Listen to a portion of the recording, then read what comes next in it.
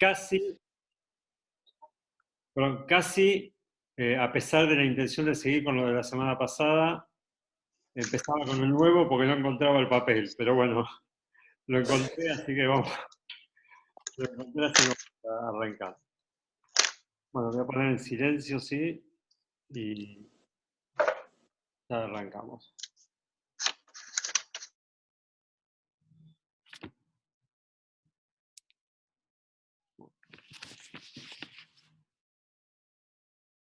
Bueno, la idea es terminar esta parte del discurso del Rebbe Rajab. En realidad la duda era, como ya veníamos hablando varias semanas del tema de la idolatría, tanto según la visión del Rambam y las cosas que estuvimos viendo, dije, bueno, les consulté al respecto, pero está bueno para terminarlo, está muy lindo para terminarlo, así que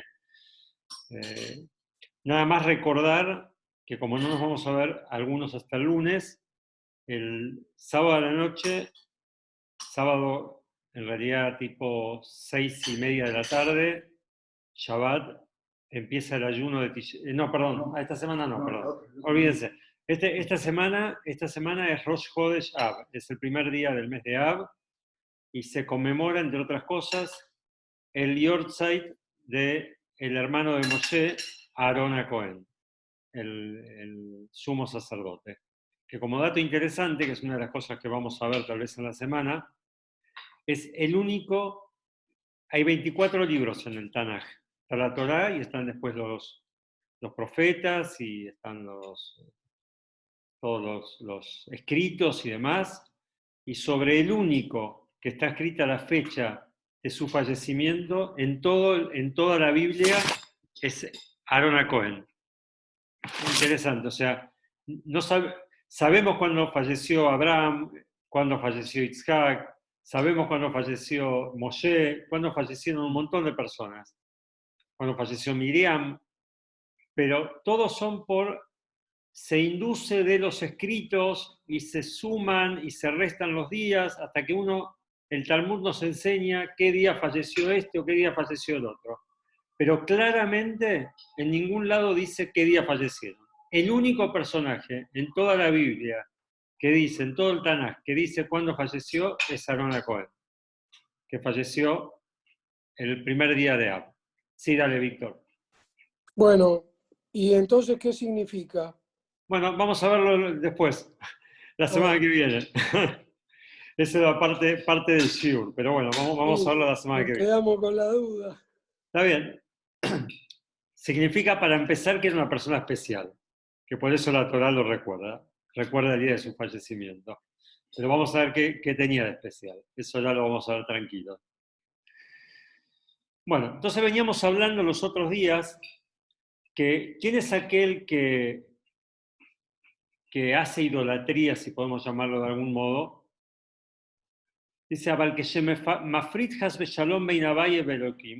la persona que separa entre lo que es el nombre de Hashem y lo que es el nombre de Elohim, o sea, lo que es la naturaleza y lo que es la divinidad, esa persona, de Hashem Elohim, Mastir Behemet Has Shalom al Shem Havai, una persona que cree que el nombre Elohim, que representa la naturaleza, él cree realmente que todo esto oculta el nombre, oculta la presencia de Hashem.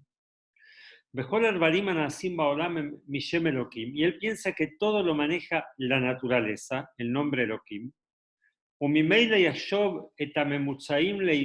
Y va a pensar que los intermediarios, que son el sol, la luna, la tierra, el clima, el trabajo mío, todo el esfuerzo, todo eso que son, dijimos, intermediarios nada más para que nos llegue la luz de Hashem, pero esta persona que piensa que los intermediarios tienen realmente importancia y que toda la brajá y toda la bendición viene de ellos, como dice el versículo, hay un versículo que dice en Yehezkel, en el profeta Ezequiel, Azab Hashem et haaretz, hay quienes piensan que Dios abandonó la tierra, o sea, la dejó librada al azar, o la dejó librada al destino.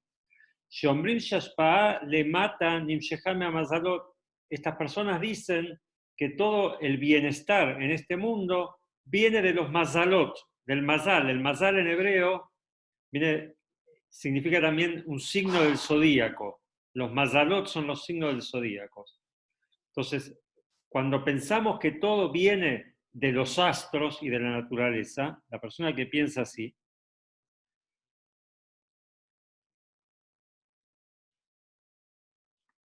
Shema Mashpim Bekoach Hatzmam, que los astros son los que dan las bendiciones, Valeyume Hashebotam Litvarma, por lo tanto yo les doy importancia, porque de ellos dependo. Meachar Shema Mashpim Lo Hayuto, Umimeile Mehashev Gamkem et Advarim Agashmim Atzmam, La Asok Baem Bechol Kojo, Beyecholto, Bichdei Learrotan Lasato. O sea, esta persona tiene todo el norte de él, toda la mirada de él equivocada. ¿Por qué? Piensa que todo viene de la naturaleza y piensa que las cosas materiales tienen un valor por sí, tienen un valor, tienen una importancia no como un medio para servir a Hashem, sino que tienen una importancia per se. Entonces, esta persona obviamente está mirando las cosas de una manera distorsionada, nos dice el Rebbe. Bezeu Iñana Bodazara. Esto es lo que se llama hoy en día idolatría. Como dijimos, hoy la idolatría, como se concebía en épocas de antaño, no existe. ¿Sí? Porque ya ese Yetzerará, ese instinto del mal, no existe. Pero lo que hoy es idolatría es pensar que la naturaleza y que pensar que los astros, ellos son los que manejan el mundo y que Dios abandonó el mundo. Que Dios abandonó el mundo librado al azar. Es interesante porque nosotros hablamos de idolatría. Idolatría. En hebreo, idolatría se llama, en un lenguaje simple, Avodat Zarah. Un servicio extraño, un servicio que no es el servicio a Dios. Pero otro de los nombres que tienen la Avodat Zarah, la idolatría, y que también se lo llama por esta sigla a los idólatras, es Akum. Akum. Que no es lo mismo que un goy. Vamos a separar. Está la persona que es un goy, que no es un judío, pero no es un idólatra. Puede ser un no judío que no sea un idólatra. Ahora, la palabra Akum es la sigla de Abodat Kohabim Umazalot. O sea, lo que nosotros decimos idolatría, la palabra textual, si la traducimos del hebreo, es el servicio o la adoración a las estrellas y a los astros y al zodíaco. O sea, la traducción es idolatría, pero cuando uno ve la palabra en hebreo, dice aquel que sirve a los astros y a los signos del zodíaco. O sea, como que cree que ellos manejan el mundo. Así se dice en hebreo. Cuando nos referimos a un idólatra, lo llamamos en síntesis Akum, o sea que es el que sirve a estos astros.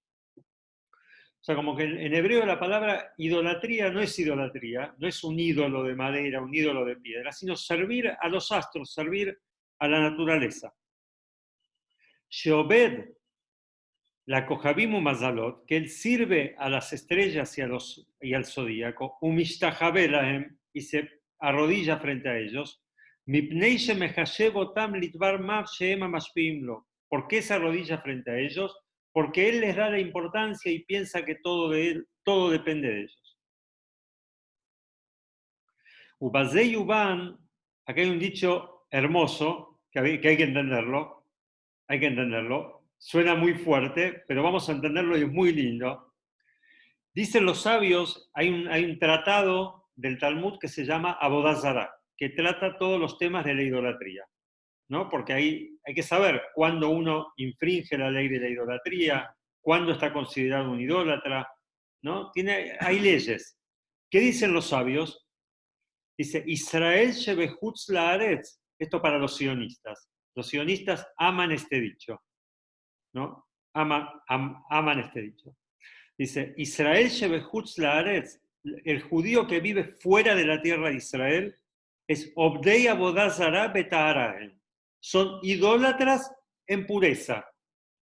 Significa, o sea, como inconscientemente son idólatras. Todo aquel que vive fuera de la tierra de Israel es un idólatra, dice el Talmud. Sabemos que hay una mitzvah de vivir en la tierra de Israel.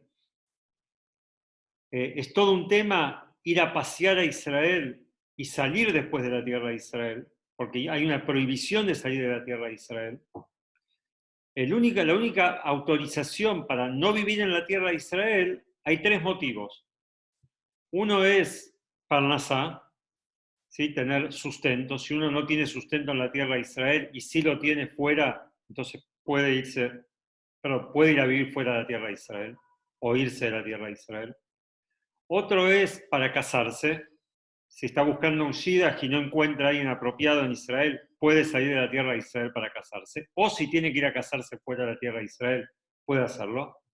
Y el tercero es para estudiar Torah. Por más que haya sabios en la tierra de Israel donde él puede estudiar Torah, pero está escrito que no todos tenemos el privilegio de aprender de cualquiera. Hay veces que vos tenés una cercanía, un afecto con alguna persona especial, y si te va a hacer bien en tu estudio de la Torá, tenés permiso para salir de la tierra de Israel para ello. Sí, Adrián. Perdón, pregunta. Los dos Adrián. A vos no te vi, el otro me levantó la mano. No, te hice la señal antes, vengo a medio, viste, estoy fuera de Buenos Aires, entonces la señal está media mala. Dale, Perdón, Blagger, te robo un segundo. Dale vos, Adrián, dale vos, dale. Esta obligación que establece el Talmud, ¿no tiene también como una precondición de que tiene que estar el Beit HaMikdash? No, la mitzvah de vivir en la tierra de Israel es incluso sin el Beit HaMikdash. Ah, ok. O sea, hay una mitzvah de eso. Bueno, uno de los motivos que hubo muchos tzadikim que no fueron a la tierra de Israel, porque ellos sabían que tenían que volver por sus obligaciones comunitarias o por lo que sea, iban a tener que salir de la tierra de Israel, entonces prefirieron no ir para no entrar en ese problema alágico. Porque no es tan simple ir a la tierra de Israel y salir de la tierra de Israel. Bueno, hoy menos que menos. Hoy con todo el tema del virus es imposible entrar a Argentina, ¿no? Salir de Argentina, pero bueno. Pero no tiene que ver con el Beit HaMikdash. De hecho, no ocurre en la práctica, pero el lugar del Beit HaMikdash, sabemos que el Yehudí no puede ir hoy al lugar donde estaba el Beit HaMikdash, no está permitido, o sea, está permitido por la ley, pero no por la Torá, pero incluso tiene la santidad, permanece con la santidad de la época del templo, aunque no está el templo. ¿Está?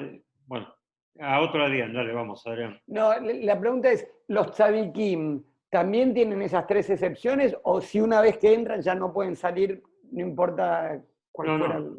Pueden salir, todos pueden salir para esos motivos nada más. Para esos motivos. Por lo menos eso es la opinión del Rambam, digamos, que creo que está traído en el Talmud. No sé si todos opinan lo mismo, pero por lo menos el Maimónides dice eso, ¿no? O sea que el Rebbe de Lubavitch en su momento hubiese podido ir a Israel y salir. Bueno, de hecho el Rebbe anterior sí fue y salió. El Rebbe anterior fue el único de los 7 Rebes de Lubavitch que fue a Israel. Bueno, antes no era tan fácil, pero cuando a veces le preguntaban al Rebbe por qué no iba, él decía, uno de los motivos, porque había todo un tema de alajá, de la ley, de poder salir de la tierra de Israel después. No es tan simple. Entonces, bueno, uno está acostumbrado que va, viene, ¿no? Aparte tenemos los permisos, vos tenés la parnasá acá, tenés la familia, uno tiene sus obligaciones, entonces, pero hay quienes te dicen que no, que definitivamente hay que vivir en la tierra de Israel. Y de hecho, el Talmud dice, y vamos a volver acá a lo que dice el Talmud dice que todo aquel que vive fuera de la tierra de Israel es un idólatra.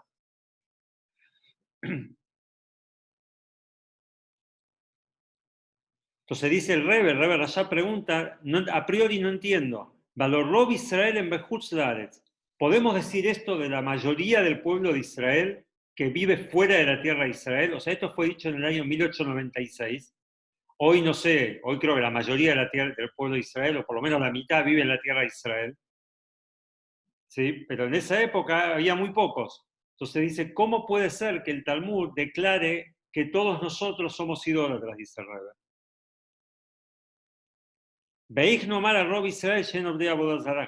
¿Cómo podemos acusar a la mayoría del pueblo de Israel que son idólatras? Entonces, la respuesta es la siguiente. Dice, ¿Qué significa la Avodah Zará, la idolatría en la práctica? Es agachar la cabeza, arrodillarse frente a un ídolo. Esa es la idolatría entendida en un plano simple. ¿Sí? La persona se arrodilla frente a la idolatría, baja la cabeza. ¿Por qué? Porque le da la importancia de un Dios. Ukemoshe Amar, como está escrito, Mimeget tevuot chamesh, Mimeget geresh yirachim. Está escrito en una de las bendiciones que le da Moshe al pueblo de Israel, que ellos reciban la buena influencia del sol y de la luna. Pero obviamente Moshe tenía en mente que el sol y la luna los maneja Dios. Pero hay gente que puede equivocarse, como dijimos, y piensa que todos los placeres y todos los beneficios del mundo vienen de los astros. Que Mojenu Iñana Bodazara Berrujaniu. Dice, del mismo modo que arrodillarse y agachar la cabeza frente a un ídolo es la idolatría en su pura extensión, en su máxima expresión, así también es en el plano espiritual. Que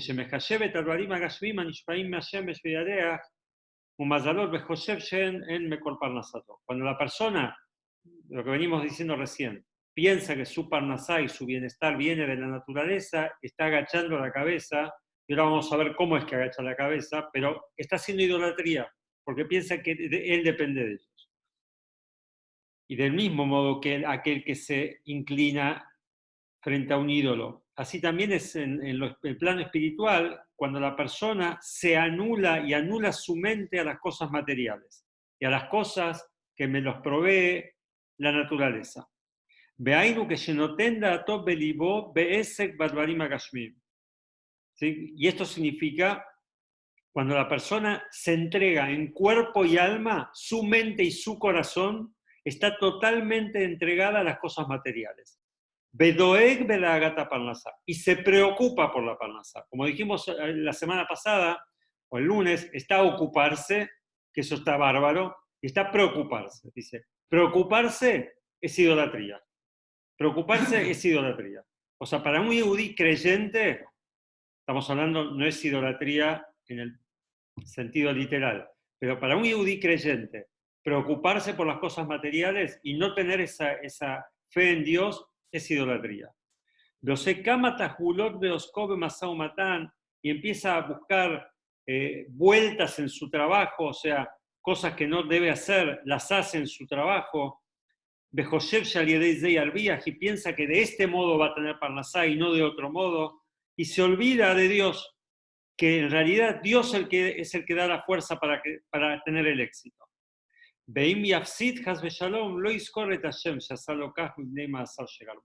sea, la persona piensa que todo depende de mí, y si tengo bendición en lo que hago es por mi esfuerzo, y si las cosas no me van bien es porque no hice las cosas bien, pero no se pone a pensar que las cosas le pueden ir bien o mal por su relación con Dios. O sea, eso no se pone a pensar. No piensa que Dios le hizo perder algo de plata. Él piensa que hizo algo mal en el negocio. Una de las estrategias comerciales no funcionó. Eso es lo que él piensa. Y Mayao se ve ofenajela y Amarvía. Si hubiese hecho las cosas distintas, seguro que lo hubiese ido bien. O sea, como que lo saca a Dios de toda la historia acá. No piensa en Dios, piensa que todo depende de la naturaleza, que todo depende de su esfuerzo. Por lo tanto, esta persona piensa que la raíz de todo y de toda su bendición es de su trabajo. Y mete su cabeza en esto, cómo y qué hacer y qué vueltas darle al negocio para que quede claro. Hay que pensar, ¿sí? Hay que pensar en el negocio, no es que las cosas se hacen solas, pero hay que tener en claro que después de todo lo que uno hace, si Dios no quiere, las cosas no funcionan, y si Dios quiere, las cosas funcionan. ¿Sí? Es así. Había una historia, se cuenta una anécdota, no sé si es verdad, de una persona que estaba mirando el negocio de al lado. Él recibió una herencia, su padre falleció, y él quedó con el negocio del padre. Y el padre era muy exitoso en su negocio. Y él empezó a ir mal, y le empezó a ir mal, y le empezó a ir mal. fue a consultar a un rabino que conocía al padre, y el rabino le dijo, ¿vos qué haces en tus ratos libres? Dice, bueno, estoy chateando, entro en Facebook, entro en Instagram, leo el diario, ¿no? Dice, bueno, ¿sabes qué pasa? Tu papá, cuando tenía un rato libre, agarraba un libro de Tehilim, de Salmos, y se ponía a rezar o se ponía a estudiar algo. ¿Qué pasaba? El Yetzer Hará no podía permitir eso. No quería que tu papá estudie. ¿Qué hacía? Le mandaba clientes. Entonces, le mandaba clientes para distraerlo de su estudio, para distraerlo de su rezo. Pero vos, como no estás haciendo nada de eso, entonces no tiene para qué distraerte, ya estás distraído. No le interesa mandarte clientes para dejar de que hagas lo que estás haciendo. Y otra historia que a veces ya la contamos también, esto creo que fue con el Rebbe Rashab también, justamente con el Rebbe Rashab, de una persona, porque estamos hablando de si uno tiene que preocuparse del trabajo, del negocio, o tiene nada más que ocuparse, aquella persona que tenía una fábrica de galochas, vamos a decirlo más simple, de calzado. Si tenía una fábrica de galochas, ¿no? Que son como unas botas que van sobre el calzado para la lluvia, pero que no es una bota, sino que va sobre el calzado. Y este hombre estaba constantemente pensando y dando vueltas a su empresa y pensando en qué va a invertir y cómo va a invertir y qué modelo va a traer y qué cosa va a hacer. Y estaba todo el día, estaba en el templo, pensaba en eso, estaba rezando, pensaba en eso, estaba caminando, pensaba en eso, constantemente pensando en eso. Y fue y le planteó al Rebbe, que tiene un montón de ideas, y le planteó las ideas, le contó toda la historia de su empresa, cómo nació, cómo creció, y lo único que hablaba era de eso. Entonces el Rebbe lo miró sorprendido y le dijo, lo conoces esa historia, ¿no? No sé si la conté, creo, si alguno la conoce, acá Hugo la conoce. Y el Rebbe le dijo, la verdad que yo conocía gente que tenía las galochas en los pies, pero gente con galochas en la cabeza no había visto nunca. O sea, gente que usa las galochas, que tiene las galochas en la cabeza, eso no había visto nunca. Es la primera vez que veo. Esta es la persona que se está preocupando por la parnasá, más allá de lo que se tiene que preocupar. Benoten Sichlobaze dice, Beyomam Balaila Loya no Sichlo Maxapto Mirachó Beaesek. Dice que día y noche está pensando en su trabajo. Beatrit Beibalbelo Tobe Tatfilá y lo molesta en el momento del rezo. Beimnao Tome Metorá Beabodá y le impide estudiar Torah. Bareize Abodazara. Esto es la idolatría de la que estamos hablando hoy. Hoy en día la idolatría es esta. Que Moabodazara Begashmiut. Es como si fuese la idolatría en el plano literal de la idolatría. Bealze Ambru, y ahora vamos a entender lo que dicen los sabios, que los Yehudim que viven fuera de la tierra de Israel son idólatras. Betahara dice, con pureza, porque en realidad no son idólatras, pero de una manera pura, de una manera naif, son idólatras. ¿Por qué? Hay una ribuya ese Masau Matan, porque se están muy ocupados de todo el tema comercial y material. Bueno, dice que la persona que vive fuera de la tierra de Israel tiene esa manera de pensar que todo depende de él y se olvida de Dios. Bueno, a ver, acá me surgió la primera pregunta. ¿Acaso en Israel no piensan lo mismo? O sea, la gente que vive en Israel no está pensando en el trabajo todo el tiempo, no está pensando... ¿Es distinto el Yehudí que vive en la tierra de Israel al Yehudí que vive fuera de la tierra de Israel? Creo que una vez Sí, dale, Víctor. Y sí, porque ellos cumplen la mitzvah de vivir en Israel. Bueno, podemos decir que tiene una mitzvah más, está bien. Tienen varias mitzvot más. En realidad tienen varias mitzvot más porque todas las mitzvot que tienen que ver con el descanso de la tierra y el año sabático y todo eso, hasta el día de hoy se cumple en la tierra de Israel y tienen sus mitzvot, obviamente que... Pero es el punto. O sea, el punto es, está escrito que Abirash Eretz Israel Maskim, dice, el aire de la tierra de Israel te hace más inteligente.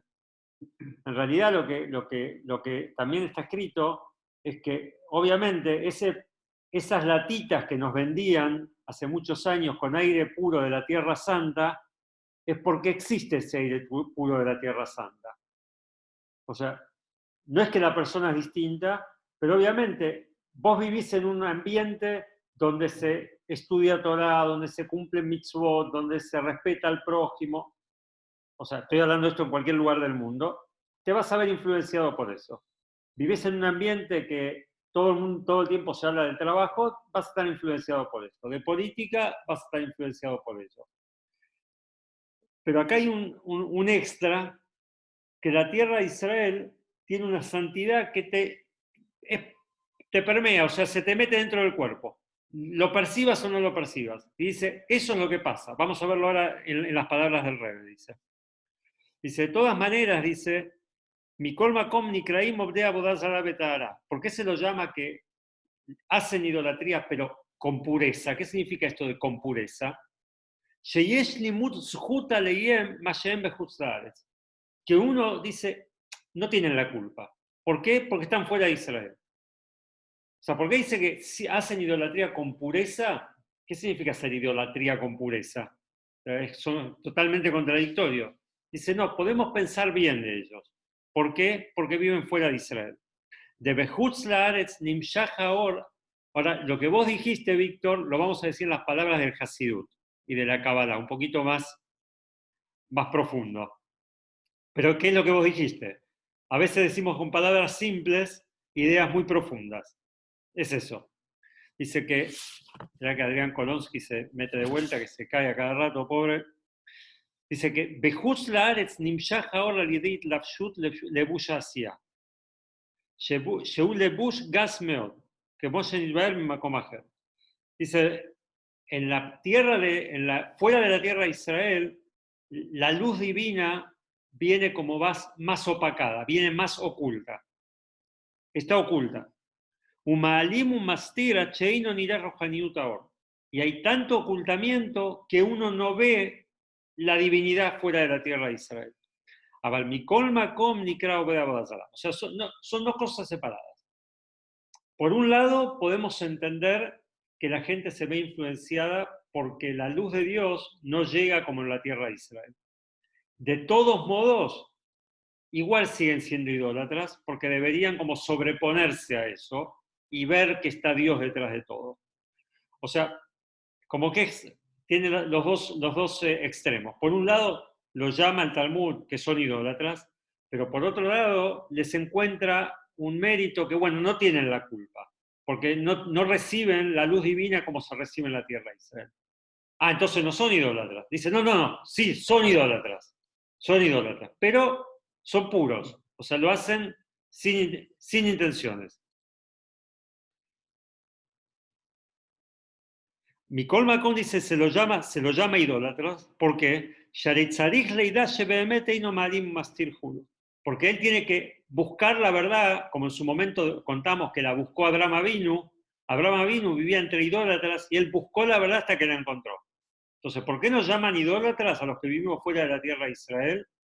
Porque no vemos la presencia de Dios. Ah, bueno, pero no es mi culpa. No, tenés que buscarlo. O sea, es mi culpa porque tenés que buscarlo. Por eso seguimos siendo idólatras. Estamos hablando de la mayoría, ¿sí? Obviamente Itzadikim, estamos hablando de la mayoría.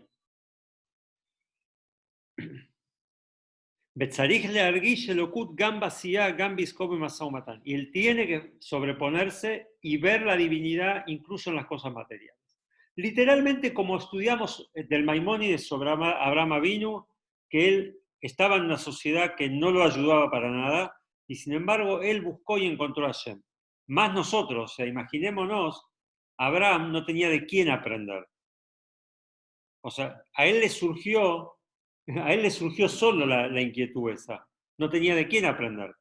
Entonces, ¿cuánto más nosotros que sí tenemos de quién aprender? Sí tenemos rebes, sí tenemos libros, sí tenemos un montón de cosas que nos hacen, tenemos ni que hablar la comunicación que tenemos. Él estaba solo, tuvo que investigarlo solo. Y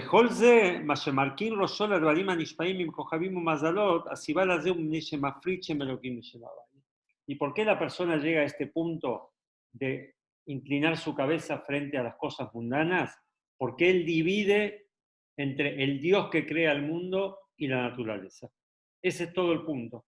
Cuando él piensa que la naturaleza es una cosa, el mundo es una cosa y Dios está fuera del mundo. Y piensa que el mundo oculta a Dios.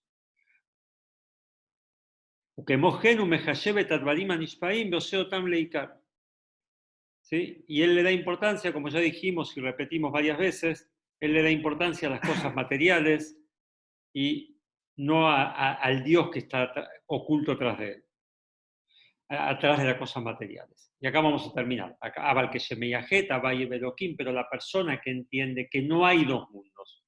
No existe dos mundos. No existe, como decimos siempre, el judío en el templo, el judío en la calle. No existe Dios y el mundo son dos cosas distintas. A Dios se lo llama Amakom. Ya lo dijimos muchísimas veces. Amakom, el lugar. ¿Sí? ¿Qué significa el lugar? ¿Por qué se lo llama a Dios Amakom? ¿Qué significa? Me refiero a Dios, digo, bendito sea el lugar. Baruch Amakom. ¿Qué significa Baruch? ¿Qué es bendito sea el lugar? Está escrito que Dios es el lugar donde el mundo está y no el mundo el lugar donde Dios está. El que abarca todo el lugar es Dios. El mundo está dentro de Dios. Entonces, cuando empezamos a entender que Dios y el mundo no van separados, no son dos cosas, se yodea que la persona sabe la verdad de Hashem Elohim y no más tirar Hashem Abaye, él sabe que el nombre Elohim, que es el mundo, la naturaleza, no oculta el nombre de Dios, sino todo lo contrario, que lo revela hasta acá abajo. Dijimos, la única manera de que Dios se revele en el mundo es a través de la naturaleza. La naturaleza no oculta, vamos de vuelta con la idea, la naturaleza no oculta, la naturaleza revela.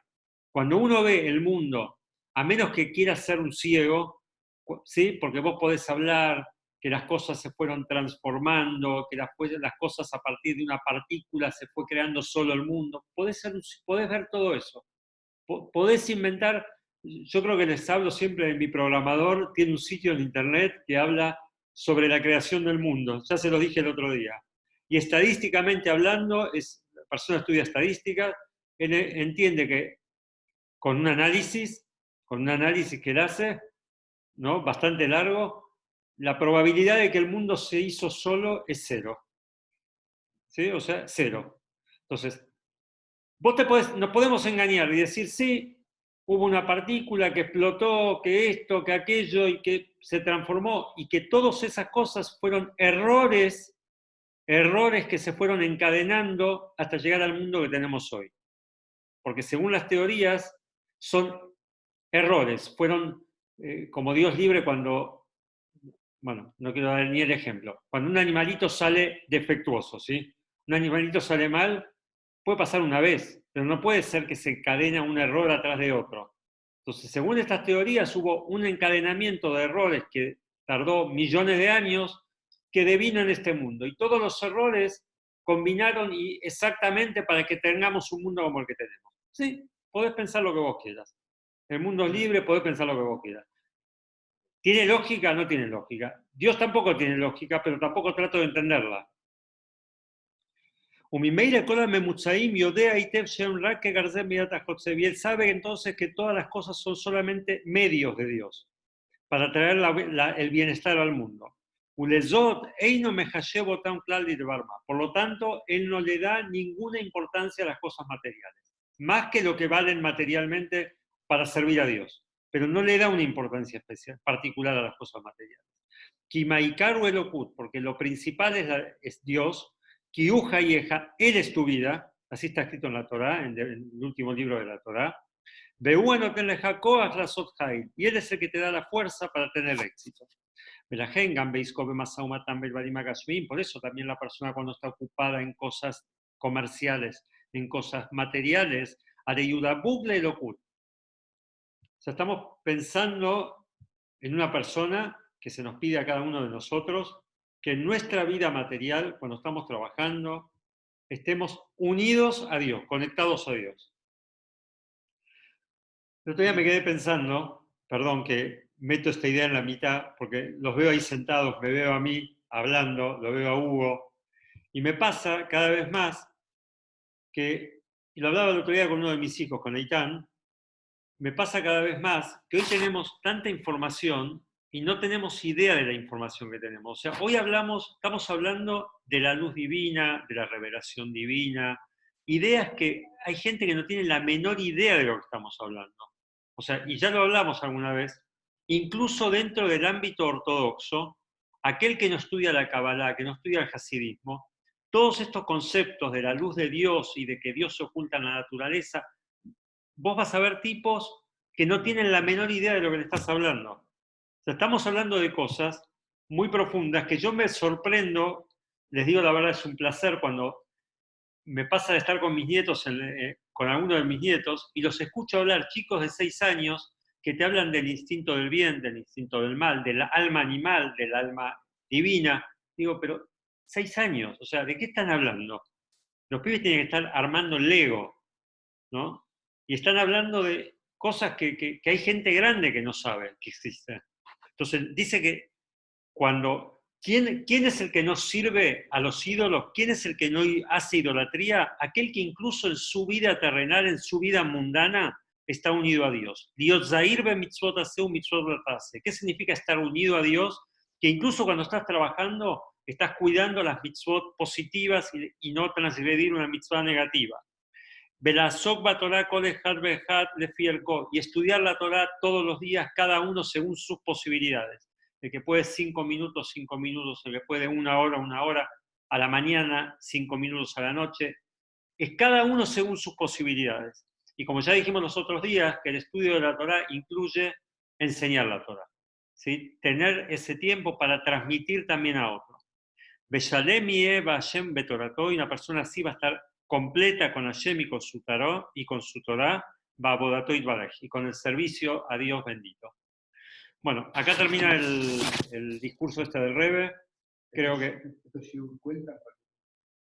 todos los shiurim cuentan, ¿sí? Si uno escucha un shiur, si después lo quiere escuchar de vuelta, como hago yo para después dormirme, me escucho mi shiur y me duermo. Entonces, pueden escucharlo o de otros, ¿no? Todo suma.